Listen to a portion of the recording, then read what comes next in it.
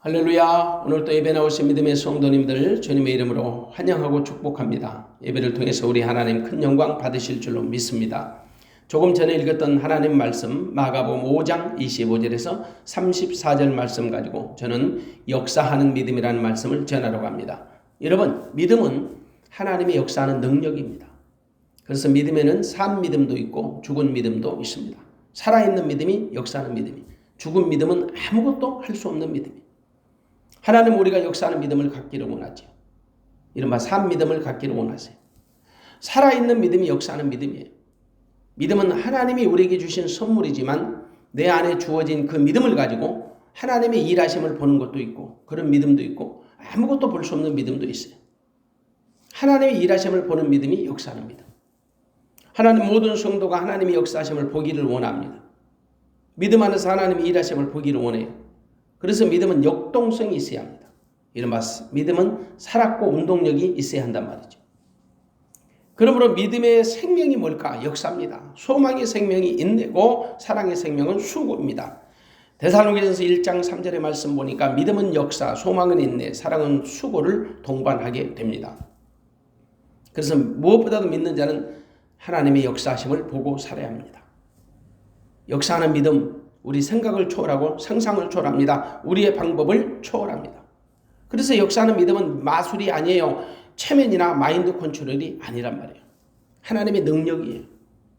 역사하는 믿음은 불가능을 가능으로 바꿔줍니다. 볼 수 없는 것을 보게 하고 할 수 없는 것을 하게 합니다. 그래서 역사하는 믿음은 세상의 어떤 학문이나 이론이나 경험이나 그 방법을 초월하게 되죠. 그런데 모든 성도가 역사하는 믿음 안에 사는 것은 아닙니다. 오직 하나님의 능력을 전적으로 신뢰하고 믿는 자만 맛볼 수 있는 하나님의 선물인 거지요. 그러므로 큰 믿음을 가진 자는 큰 능력을 체험하고 작은 믿음을 가진 자는 작은 믿음의 굴레 아래서 살아가게 됩니다. 믿음이 없는 자는 역사하는 믿음을 전혀 경험하지 못하고 살아가게 되지요. 역사하는 믿음은 오직 위로부터 보이시는 하나님의 능력이 아니면 경험할 수 없는 겁니다. 아무리 대단한 믿음을 가진 자라도 하나님의 도우심이 없으면 역사하는 믿음이 아니에요. 하나님은 우리에게 믿음이라는 선물을 주셨습니다. 그리고 그 믿음을 통해서 하나님의 역사를 보기 원합니다. 그런데 하나님이 주신 믿음일지라도 하나님의 일하심을 드러내는 믿음이 있고요. 그렇지 못한 믿음이 있어요. 내게 주신 믿음 안에서 하나님은 일하기를 시작하십니다. 하나님이 역사하기를 원하시는 거지요. 우리에게 역사하는 믿음을 경험하기를 원한다는 거예요. 그런데 대다수는 하나님이 주신 믿음을 가지고 하나님의 일하심을 보는 것이 아니라 어쩌면 자기 자신이 일하는 것만 보여주고 맙니다. 그것은 믿음이라고 생각하죠. 그러나 하나님은 우리 믿음 안에서 하나님이 개입하시기를 원하세요.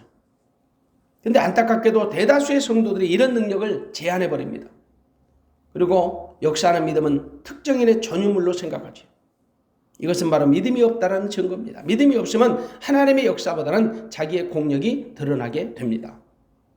하나님 말씀보다는 사단의 소리가 훨씬 더 크게 들립니다. 하지만 사단은 우리 생각과 우리 마음을 제한을 시켜버립니다. 그리고 우리의 믿음과 행동을 위축시켜버립니다. 그런데 하나님은 그렇지 않습니다. 우리 안에 있는 그 겨자씨만한 믿음이라도 크게 확대시켜서 하나님의 역사를 보기를 원하십니다. 할 수 있거든요. 무슨 말이냐. 주 안에 능치 못함이 없다. 내게 능력 주신 자 안에서 내가 모든 것을 할 수 있다고 말씀하십니다. 심지어 제자들에게 너희는 나보다 더 큰 일을 하리라고 말씀하셨습니다. 예수님이 제자들에게 하신 말씀. 여러분, 사실 하나님이 창조하신 인간은 상상할 수 없는 그 이상의 능력이 있다 합니다. 어떤 사람은 우리 인간에게는 일주일에 100만 개의 아이디어를 생산할 수 있는 능력이 있답니다. 그 이상일 수도 있겠죠. 실제 아인슈타인은 인간의 두뇌 가운데 15% 정도를 사용했답니다. 그런데 대부분의 인간들은 5%의 두뇌도 사용하지 못하고 죽는다는 거예요. 그러니까 자기에게 있는 주어진 능력을 대부분 사용하지 못하고 죽는 거지요. 그래서 믿음은 우리 안에 주어진 모든 에너지를 하나님의 능력으로 사용할 수 있게 하십니다. 얼마든지 믿음 안에서 하나님의 능력을 제한 없이 사용할 수 있다라는 말이 돼요. 현대인들은 눈부실 정도로 발달한 최첨단 시대에 살고 있죠. 그런데 오히려 절망감과 상실감이 심해져요. 많은 사람이 무기력해요.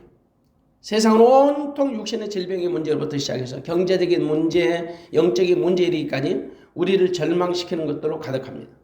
그래서 심각한 고통에 빠져서 힘들게 살아가지요. 자신의 무능과 연약함 때문에 너무너무 힘들게 고통스럽고 만족감이 없는 삶을 살아가게 됩니다. 그래서 현대인들이 생각보다는 연약해요. 쉽게 삶을 포기하는 경우가 많지요. 오늘 본문 말씀 보십시오. 12해 동안 혈루증을 앓고 있는 여인의 이야기입니다. 혈루증은 혈관 조직이 약해가지고 혈관을 통해서 피가 몸 밖으로 나오는 질병이에요. 주로 여인들에게 나타나는 자궁 하혈증입니다.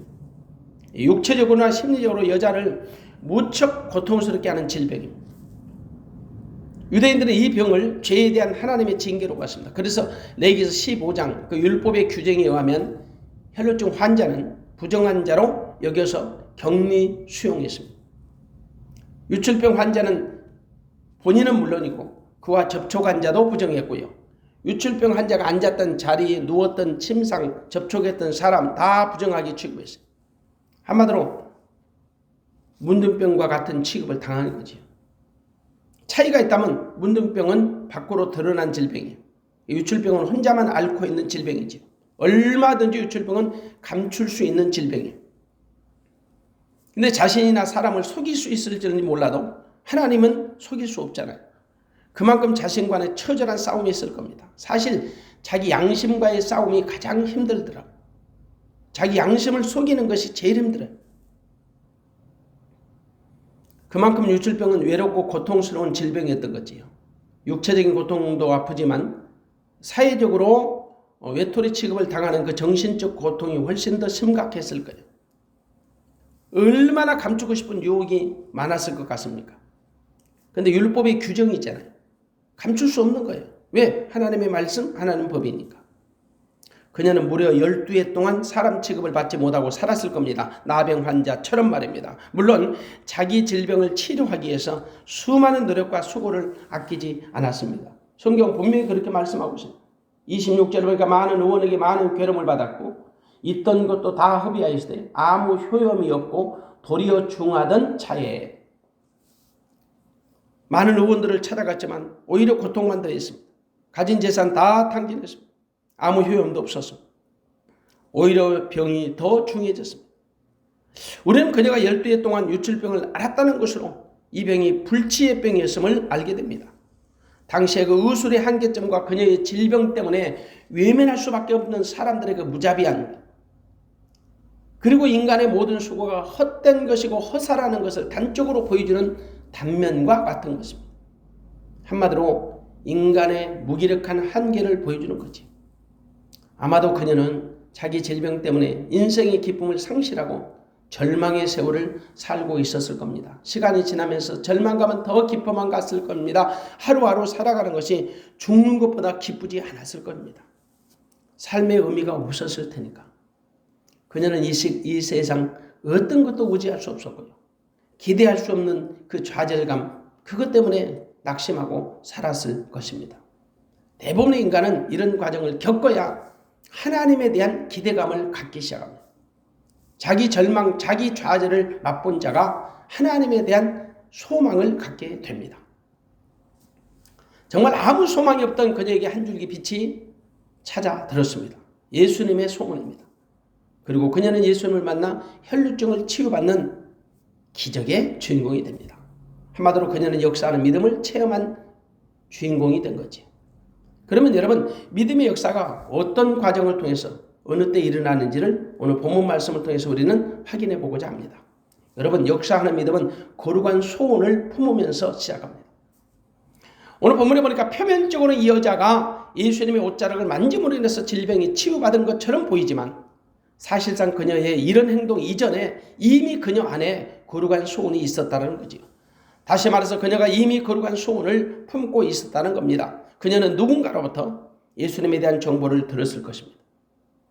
물론 당시 예수님의 소문은 자자했을 것이지만 그녀가 그런 정보를 얻는다는 것은 쉬운 일은 아니었을 겁니다. 왜냐하면 그녀는 부정한 여인으로서 누군가 접촉을 하기가 어려웠을 것, 쉽지 않았을 겁니다. 그럼에도 불구하고 그녀는 예수님의 소문을 들었습니다. 그래서 여러분, 믿음은 들으면서 나는 거예요. 믿음은 들으면서 난다. 그녀는 항상 예수님을 만나고 싶다는, 언젠가는 만나고 싶다는 그런 소원을 품고 살아갔을 수도 있습니다. 하지만 그 여인의 생각은 정말 무모한 일이었는지 모릅니다. 무려 12년 동안 부정한 여인으로 낙인치게 살았는데 그 많은 사람들이 모이는 곳으로 나간다는 자체가 무리한 일이잖아요. 하지만 이번에 그녀는 달랐습니다. 반드시 예수님을 만나겠다는 거룩한 소원을 품었겠지요. 사실 그녀가 예수님을 만나기 위해서는 넘어야 할 그 장벽이 한두 가지가 아닙니다. 장애물이 첩첩삼중이었습니다. 그러나 그녀는 오직 예수님을 만난다는 한 가지 거룩한 소원을 가졌을 테지요. 아마도 일생일대에 한 번밖에 없는 기회라고 생각했을 겁니다. 아니, 마지막 기회라고 생각했을 수도 있습니다. 그만큼 그녀의 소원은 간절하고 다급했을 것입니다. 그러므로 그녀가 주님 앞으로 나가는데 어떤 것도 두렵지 않았습니다. 어떤 장애물도 없었습니다. 오직 주님을 만난다는 생각밖에 없었을 겁니다. 반드시 예수님을 만나는 생각으로 그녀는 흥분되고 있었을 겁니다. 그녀는 주님의 옷자락이라도 만지기를 소원했을 겁니다. 그리고 실제 그녀는 예수님 뒤로 다가갔습니다. 그리고 가만히 그분의 옷자락을 만졌습니다. 그녀는 예수님의 옷에 손을만 대어도 구원 얻으리라는 믿음을 갖고 있었습니다. 28절을 보겠습니다. 이는 내가 그의 옷에만 손을 대어도 구원 얻으리라 하밀러라. 얼마나 귀한 믿음이야. 내가 그의 옷에만, 예수님의 옷자락에 손만 대어도 구원을 얻으리라. 그 믿음을 여자는 갖고 있었던 겁니다. 얼마나 위대한 믿음이에요. 이런 믿음은 반드시 역사가 일어나요. 그녀의 믿음대로 역사가 일어났습니다. 그녀의 몸에 있던 혈루 근원이 다 말라버린 거예요. 29절 보십시오. 이에 그의 혈루 근원이 곧 마름에 병이 나은 줄을 몸에 깨달으니라. 자기 스스로 내 안에 혈루증의 바이러스가 완전히 말라버리고 완전히 다 없어진 것을 스스로 깨달은 거예요. 그녀 역시 자기 몸의 혈루근이 말랐다는 사실을 스스로 자각하게 된 겁니다. 주님의 옷자락에도 만지면 역사가 일어난다는 그녀의 믿음은 실제 이루어졌습니다. 그녀의 믿음은 역사하는 믿음을 가졌기 때문이죠. 그래서 우리가 역사하는 믿음을 가지려면 반드시 거룩한 소원을 품어야 한다는 거예요. 거룩한 소원은 주님 안에 능치못함이 없다는 사실을 인정하는 거지요. 그리고 그 소원을 사모해야 합니다. 그러면 역사가 일어나게 돼 있어요. 믿음의 역사는 거룩한 소원을 품는 것으로부터 시작되는 거지요. 꿈꾸는 자가 믿음의 역사를 보는 거예요. 그래서 하나님은 꿈꾸는 자의 하나님이시죠. 간절히 사모하는 자에게 하나님은 역사하십니다. 은혜도 사모하는 자에게 주시고 능력도 하나님 사모하는 자에게 주십니다. 병고침도 사모하는 자에게 주십니다. 만일 여러분 그녀 안에 거룩한 소원이 없었다면, 이런 소원이 없었다면 주님을 만나지도 않았을 것이고, 주님을 만나지도 않았다면 아무 일도 일어나지 않았을 겁니다. 한마디로 그녀가 혈루증으로부터 치유함을 받은 것은 예수님을 사모하는 소원을 가졌기 때문입니다. 그래서 그녀는 믿음의 담력을 가지고 예수님을 찾아갔습니다. 예수님께 다가갔습니다. 예수님의 옷자락을 만질 수 있었습니다. 정말 그녀의 거룩한 소원이 역사하는 믿음을 보게 한 것입니다. 그래서 역사하는 믿음은 거룩한 소원이 먼저 시작돼야 합니다. 그 소원을 이루기 위해서는 믿음의 담력이 필요합니다. 용기지요. 만일 그녀에게 그런 믿음이 없었다면 주님의 옷자락을 만지지 않았을 겁니다. 설령 믿음이 없는 상태로 주님의 옷자락을 만졌을지라도 어떤 일도 일어나지 않았을 겁니다.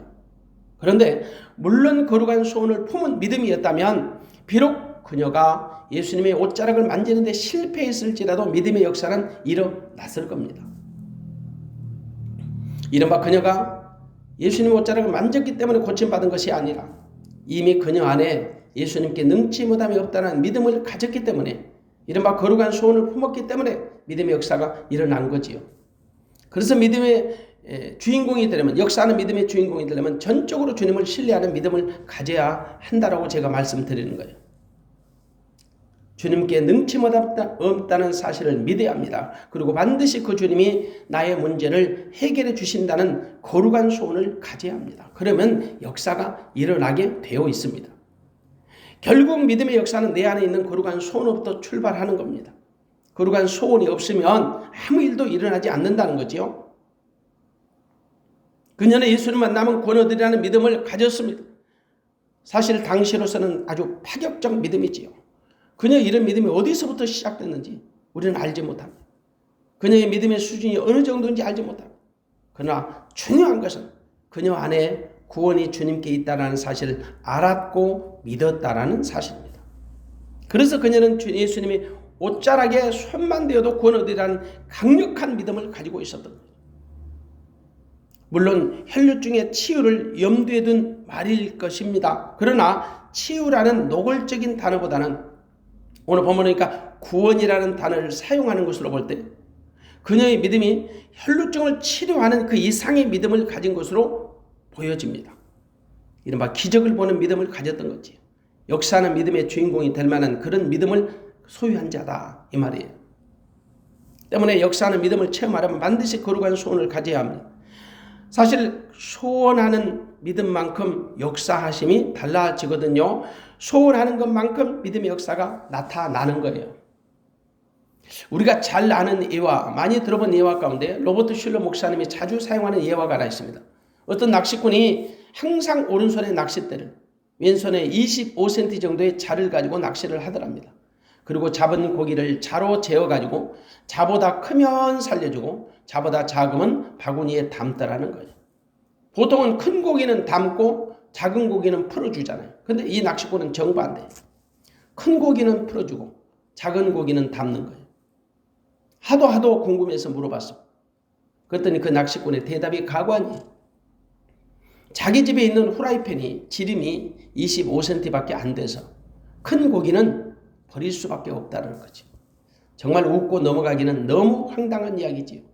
그런데 사실 대부분의 사람들이 이런 비슷한 유형의 삶을 살아가고 있습니다. 우리 생각이 자기중심적이고 편협하고 작다라는 거죠. 그래서 하나님의 역사를 우리 생각으로 제한을 해야 합니다. 우리 경험으로, 우리 방법으로 축소를 시켜버립니다. 하나님의 능력을 자기 생각이나 능력으로 제한을 시켜버려요. 그래서 믿음을 가진 대부분의 사람들이 꼭 자기 생각만큼 혹은 자기 경험만큼, 자기 그릇만큼 하나님을 인정하고 믿습니다. 그러니까 어떤 역사도 일어날 수 없는 거지. 자기 수준에서 하나님을 판단하는 그 잘못된 믿음이 하나님의 능력을 제한을 하고 하나님의 역사를 축소해버리는 거예요. 이게 위험한 거죠. 오늘 본문의 여인은 구원에 대한 믿음을 가질 만큼 형편이나 환경이 녹록하지를 않았죠. 그녀가 어디서 그런 정보를 공유할 수 있었겠습니까? 설령 예수님의 정보를 알았다 한들 어떻게 그런 믿음을 가질 수 있겠습니까? 어쩌면 세상을 원망하며 그 여자는 한평생을 살아갔을는지 모릅니다. 아무 소망도 없이 말이에요. 그녀는 다양한 핸디캡을 가지고 있었지만 그런데 주님의 권능을 믿었던 것입니다. 주 안에 능치못이 없다는 사실을 전혀 의심하지 않았던 거지요. 그래서 믿음의 역사를 체험하려면 반드시 자기 생각을 바꿔야 합니다. 그리고 거룩한 소원을 품어야 합니다. 그러면 주님이 일하십니다. 주님이 일하시는 것이 역사하는 믿음이 되는 것입니다. 믿음의 역사는 주님의 마음과 내 소원이 일치될 때 나타납니다. 거룩한 소원이 어떤 소원일까요? 하나님의 소원입니다. 우리가 거룩한 소원을 품으면 주님의 마음과 하나가 됩니다. 우리가 하나님의 마음을 품을 때 하나님과 하나가 돼요. 하나님이 원하지 않는 마음으로는 하나님과 일치가 될 수 없습니다. 하나님의 마음과 우리의 마음이 일치되면 반드시 하나님의 역사하심을 보게 됩니다. 우리 마음은 하나님의 마음으로 움직이는 동력이기 때문이죠. 여인의 소원은 주님의 마음을 움직이기에 충분했습니다. 그녀의 거룩한 소원을 막을 자는 아무도 없었습니다. 수많은 무리들도 무섭지 않았습니다. 그 소원은 하나님이 주시는 소원이 있기 때문입니다. 하나님이 주시는 소원은 거룩한 소원입니다. 거룩한 소원은 마음으로만 간직하는 소원이 아닙니다. 거룩한 소원은 앉아서 꿈꾸는 소원만이 아닙니다. 하나님의 하나님 되심을 인정하고 실천에 옮기는 믿음입니다. 왜냐하면 나로 하여금 그 소원을 이루도록 하나님이 도와주실 것을 믿는 믿음이지요. 거룩한 소원은 내 의지와는 상관없이 하나님이 적극적으로 동의하시는 소원입니다. 하나님이 지지하시고 도와주시는 소원입니다. 그러나 하나님의 의지와 상관없이 나 혼자서 꿈꾸는 소원이라면 거룩한 소원이 아니지요. 거룩한 소원은 반드시 하나님의 전적인 동의가 있어야 합니다. 그리고 하나님의 지지와 하나님의 도우심이 있어야 합니다. 내가 가진 소원이 거룩한 소원이라면 반드시 하나님이 개입하시고 도와주실 겁니다. 그 소원을 이루기 위해서 하나님이 직접 간접으로 개입하시고 간섭하신다는 거지. 그리고 하나님이 주도적으로 그 소원을 이루어 가십니다. 거룩한 소원은 하나님의 소원이기 때문이죠. 그녀는 자기 안에 있는 소원을 이루기 위해서 행동으로 직접 실천에 옮겼습니다. 자기의 소원이 하나님의 소원이라는 사실을 믿었기 때문이죠. 그런데 대부분의 성도들이 거룩한 소원을 가지고는 있습니다. 그러나 성취되지 못하는 이유는 행동으로 실천하지 않기 때문이에요. 대부분의 성도들이 거룩한 소원이 무엇인지는 알아요. 그런데 그것을 실행에 옮기려는 의지가 좀 부족하지요. 다양한 핑계로 거룩한 소원을 내 안에서 사장시켜버리거나 소멸시켜버려요. 그런데 그녀는 자기 안에 있는 거룩한 소원을 이루어주실 주님께 나갔습니다. 그리고 주님 만났습니다. 그 주님을 절대적으로 믿었기 때문이지. 그녀가 주님 앞으로 나오는데 어떤 갈등도 없었어요. 망설임도 없었어요. 어떤 사람도 두렵지 않았어요. 죽으면 죽으려는 심정으로 나갔을는지 몰라요. 거침없이 그녀는 주님 앞으로 나왔습니다. 그리고 주님의 옷에 손을 대었습니다. 남들의 눈을 의식하지 않았습니다. 뒤로 가서 예수님의 옷자락에 손을 가만히 댄 것입니다. 이 신앙은 주술적 신앙이 아닙니다. 그녀는 주님의 옷자락만 만져도 구원을 받을 수 있다는 믿음을 갖고 있었던 겁니다. 어쩌면 그녀는 혈루증을 치유받는 것이 1차적인 목적이라고 생각하지 않을 수도 있습니다. 오직 그녀의 믿음은 주님을 경험하는 믿음이었을 겁니다. 주님 만나는 믿음을 가졌던 것입니다. 그래서 주님께 그녀는 나왔습니다. 그리고 주님을 만났습니다. 그리고 주님을 만졌습니다. 오직 구원의 주님을 영접하는 믿음을 갖고 있었을 겁니다. 물론 그녀가 주님의 옷에 손을 대기 전에 주님은 이미 그녀의 사모함을 보고 계셨습니다. 그녀의 소원을 보고 계셨다는 말이지. 그리고 그녀가 주님의 옷에 손을 만짐으로 인하여 그것을 믿음의 역사를 이루는 증거로 사용하고 계셨던 거지요. 한마디로 그녀의 혈루증 그 치료는 그녀가 주님을 만나기로 작정한 순간부터 진행된 믿음의 역사였던 겁니다. 주님을 만나기로 다짐하는 순간부터 준비된 역사. 거룩한 소원을 품는 순간부터 성취된 하나님의 역사였던 거지요. 주님은 치유하는 능력이 자기 안에서 나간 줄을 이미 아셨습니다. 그래서 그녀를 찾으십니다. 한번 성경을 직접 확인해 봅니다. 30절입니다. 예수께서 그 능력이 자기에게서 나간 줄을 곧 스스로 아시고 무리 가운데서 돌이켜 말씀하시되 누가 내 옷에 손을 대었느냐 하시니 제자들이 여짜오되 무리가 예워서 미는 것을 보시며 누가 내게 손을 대었느냐 물으시나이까 하되 예수께서 이 일 행한 여자를 보려고 둘러보시니 그렇게 말씀하십니다. 예수님이 자기 옷에 손을 댄 사람을 찾으십니다.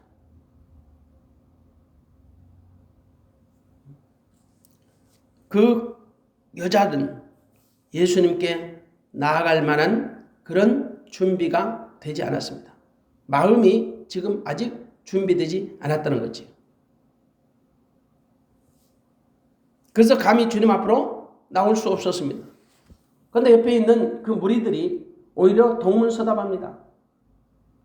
예수님 만진 것이 아니고 사람들이 너무 많아서 밀어서 누가 예수님의 옷자락에 손을 대었는지 모릅니다.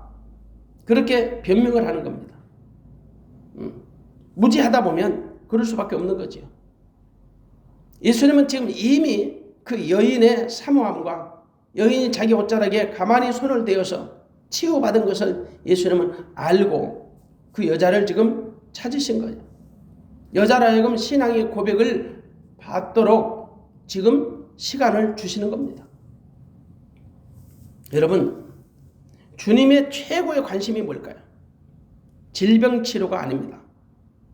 엄밀하게 말하면 구원의 문제도 아닐 겁니다. 대부분의 사람들은 구원이 궁극적인 문제라고 생각할 수는 있습니다. 그러나 구원보다 더 중요한 것은 깨어진 하나님의 형상으로 인간이 회복이 되는 것입니다. 그 깨어졌던 하나님과 관계가 회복이 되는 거예요. 하나님과 나와의 관계가 회복되면 구원은 자동적으로 이루어지는 것입니다. 우리가 관계 회복보다는 구원에 집착하다가 그분과의 인격적 교제를 누리지 못하는 경우가 허다합니다. 다시 말합니다. 구원에 집착하다가 성화를 등한히 여길 수도 있다라는 말이죠. 이른바 구원이 확대됐다는 한 가지 믿음 가지고 삶의 변화에 적극적으로 참여하지 못하고 소홀히 여길 수도 있다라는 말이에요. 그러므로 무엇보다도 중요한 것은 주님과의 관계 회복이 있습니다. 이 여인의 궁극적인 문제는 혈루증 치유가 아니에요. 물론 혈루증 치료보다 더 중요한 것은 구원이겠죠. 그러나 그보다 더 중요한 게 있습니다. 그건 주님과의 관계 회복입니다. 주님과의 관계가 회복이 되면 다른 것은 자동적으로 이루어지게 돼 있습니다. 사실 믿음의 본질은 주님과의 관계 회복이에요. 구원을 마치 믿음의 본질로 여기는 대부분의 사람들은 마치 믿음을 보험 드는 것 혹은 적금을 붓는 것 정도로 생각합니다. 그래서 주님과의 인격적 교제에 관심을 두지 않아요. 실제로 삶의 현장에서 그분과의 인격적 교제를 누리지 않고 살아가지요. 왜? 구원의 티켓이 호주머니 속에 있다라는 거죠. 죽으면 천국 간다는 거죠. 이건 굉장히 위험한 거예요. 오늘 본문의 이 여인을 보십시오. 이 여인은 주님이 만져서 혈루증이 치유된 게 아니잖아요. 주님의 치유는 대부분 주님이 직접 만져주심으로 이루어집니다. 그러나 본문의 혈루증 여인은 좀 특별한 케이스예요. 사실은 주님이 만지심이나 치유하는 명령으로 고침받은 것이 아니라 여인이 주님의 옷을 직접 먼저 만짐으로 인하여 질병이 치유된 사건입니다. 물론 궁극적으로는 주님이 하신 일이지요. 그녀의 질병이 치유되기까지 주님이 자발적으로 어떤 행동도 하지 않으셨지만 그러나 주님이 하신 겁니다. 그녀가 주님의 옷을 만짐으로 인하여 자기 안에 혈루증이 떠나간 것을 깨달았던 겁니다. 아마도 보통 사람들 같으면 자기 질병이 고침받은 사실을 깨닫는 순간에 난리법석이 났을 겁니다. 신기하고 놀라운 나머지 큰 소리를 지르면서 주님 앞에 나와서 엎드려 감사하며 간증이라도 했을 겁니다.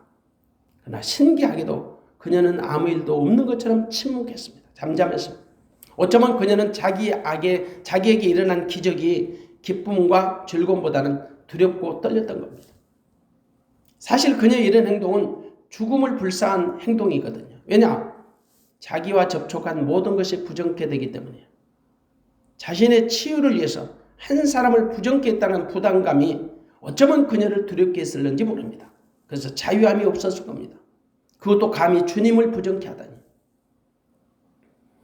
그녀는 자기 혈루증의 고침보다는 자기로 인해서 부정케 되는 주님을 더 걱정했을 수도 있다는 말이죠. 충분히 있을 수 있는 걱정이에요. 왜냐? 이것은 당시 유대인들이 가지고 있는 종교적인 신념이었거든. 대부분의 유대인들은 하나님 믿는다고 하면서 율법의 굴레에 갇혀서 살았어요. 그래서 그들의 율법적 믿음은 그들의 영혼을 자유하게 할 수가 없었던 겁니다. 그들은 율법의 굴레에서 노예로 살았던 거지요. 하나님 믿는다고 하면서도 기쁨과 자유가 없었던 거예요. 치유를 받아도 자유함이 없어요.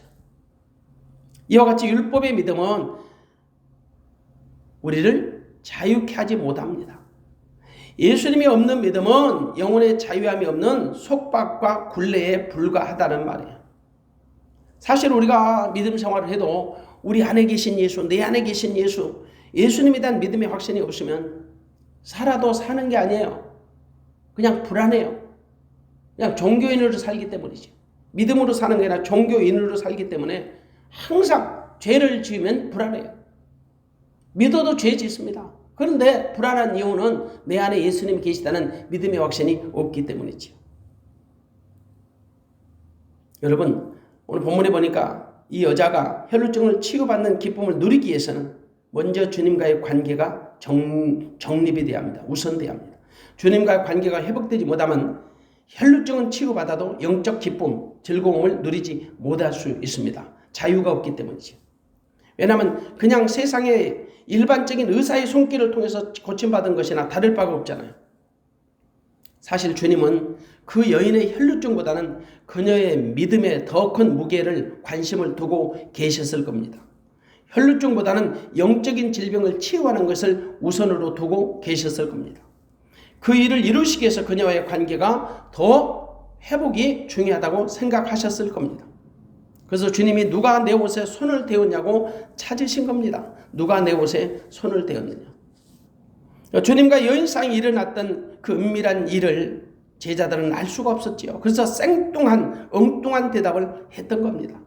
사람들이 너무 많아서 미는 바람에 누가 손을 대었는지 알 수가 없다라는 거지요. 어쩔 수 없어요. 영적으로 무지하면 다 이렇습니다. 예수님은 그 여인을 찾기 위해서 주변을 돌려보셨습니다. 주님이 모르고 하시는 말씀이겠습니까? 아직 그 여인이 주님 앞으로 나올 준비가 되어 있지 않았기 때문이죠. 질병은 여자가 치유받았지만 아직 예수님을 인격적으로 영접하지 못했던 겁니다. 다시 말해서 신앙의 고백을 받지 못했던 겁니다. 그래서 그녀가 두렵고 떨었던 거죠. 우리 33절 보세요. 33절. 예수께서 그 능력이 자기에서 나간 줄을 곧 스스로 아시고 무리 가운데서 돌이켜 말씀하시되 누가 내 옷에 손을 대었냐 하시니 제자들이 여짜오되 우리가 예루살렘 미는 것을 보시며 누가 내게 손을 대었냐 물으시나이까 하되 예수께서 이 일 행한 여자를 보려고 둘러보시니 여자의 반응 보십시오. 33절 여자가 제게 이루어진 일을 알고 두려워하며 떨며 와서 그 앞에 엎드려 모든 사실을 여짜온대 예수께서 가라사대 따라 내 믿음이 너를 구원하였으니 평안히 가라 내 병에서 놓여 건강할지어다. 누구든지 여러분 육신의 질병을 치유받는 것보다 더 중요한 것은 예수님 만나는 것입니다. 그것이 우선이 돼야 합니다. 어쩌면 구원받는 것보다 주님 만나는 것이 우선이 돼야 합니다. 주님 만나면 모든 것이 자동적으로 해결되거든요. 본질은 예수님을 만나는 것입니다. 예수님 만나면 영원히 구원받습니다. 율법에서 자유하고 죄에서 자유하고 사망에서 자유합니다. 만일 이 여인이 혈루증에서 치유받지 못했을지라도 예수님을 인격적으로만 만났다면 그 영혼은 새처럼 자유했을 겁니다. 영혼이 잘 되면 범사가 잘 되는 것처럼 혈루증으로부터도 자유했을 겁니다. 혈루증을 가지고 있을지라도 예수님을 만나면 영혼은 자유하게 됩니다. 여인은 주님이 찾으시는 부르심 앞에 두렵고 떨림으로 나와 엎드렸습니다. 그리고 모든 사실을 고백했습니다. 그때 주님이 말씀하십니다. 예수께서 가라사대 따라 내 믿음이 너를 구원하였으니 평안히 가라 내 병에서 놓여 건강할지어다. 여기서 주님의 명령을 주의 깊게 관찰해 볼 필요가 있습니다. 먼저 관계 회복을 선포하신 거죠. 딸이라는 말씀 간단한 용어가 아닙니다. 주님과의 관계가 회복되었다는 것을 알려주고 있습니다. 주님이 보시는 이 여자는 하나님의 자녀였습니다. 하나님의 택하신 백성이었습니다. 그래서 하나님과 관계를 먼저 회복시켜준 것으로 사용됐습니다. 따라 내 믿음이 너를 구원하였다. 평안히 가라 내 병에서 놓여 건강할지어다. 하나님과 관계가 회복되면 모든 역사가 이루어지는 것입니다. 그래서 주님은 그녀에게 영적인 구원과 질병의 육신의 치유를 선포해 주신 거죠. 구원과 치유입니다. 구원과 치유. 영적 구원과 육신의 치유. 이것이 믿음의 본질입니다.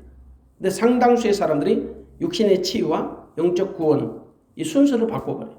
반드시 영적인 구원과 육신의 치유. 이게 믿음의 순서고 믿음의 본질이 됩니다.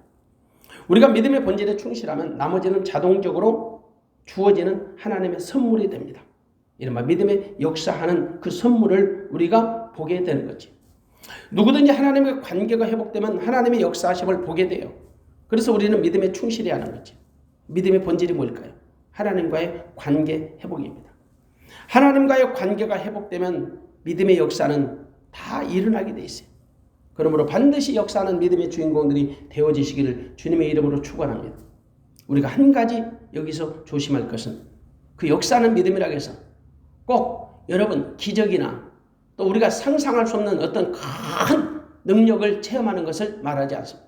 역사하는 믿음은 숨쉬는 순간순간마다 안지나 서나 자나깨나 정말 하나님의 일하심, 하나님의 개입하심, 하나님의 간섭하심 그것을 인정하고 우리가 그 믿음 안에 사는 것 바로 이것이 하나님의 역사하는 믿음을 체험하는 신앙입니다. 하루에도 24시간 동안 우리는 역사하는 믿음 속에 하나님이 직접 간접적으로 내 삶에 개입하시고 나와 함께 계셔서 나를 도우신다는 사실을 믿으시고 날마다 역사하는 믿음의 주인공들이 되어지시기를 주님의 이름으로 축원합니다. 기도하겠습니다.